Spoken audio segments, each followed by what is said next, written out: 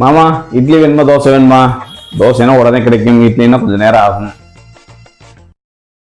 முதல்ல தோசை கொண்டு வா, அப்புறம் இட்லி கொண்டு வா. இன்னுமே வா அக்கா. மாமாக்கு தோசையும் வேணுமாமா இட்லி வேணுமாமா? யாராவது ஒண்ணுதான் செய்ய முடியும், ரெண்டெல்லாம் செய்ய முடியாது. கேட்டு சொல்லு என்ன வேணும். உங்களுக்கு இதே வேலையா போச்சு. மாம்ஸ் ஏதாவது ஒண்ணுதான் கிடைக்கும். இட்லி வேணுமா தோசை வேணுமா? தோசை ஊற்று சொல்லு. தோசையா? சரி ரைட். உங்க அக்காவை சட்னி செய்ய சொல்லு, கேட்டு சொல்றேன். மாம்ஸ் நேற்று நைட்டு வச்சு சாம்பார் தான், சட்னி செய்ய முடியுமா முடியாதா? அக்கா சட்னி செய்ய முடியுமா முடியாதான்னு கேக்குறாரு. முடியாது.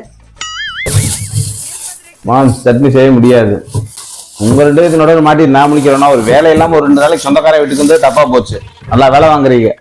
ஏக்கா என்னதான் பிரச்சனை உனக்கு மாமாக்கும்? பேசிக்கிறீங்க. உன்னாலதான்டா பிரச்சனை. என்னால என்ன பிரச்சனை? ஆமா, லீவுக்கு எப்ப பாரு உன் தம்பியை தான் கூட்டிட்டு வர, ஏன் உன் தங்கச்சியை கூப்பிட்டு வர மாட்டான்னு கேக்குறாரு. இதுதான் கல்யாண வாழ்க்கைங்கிறது.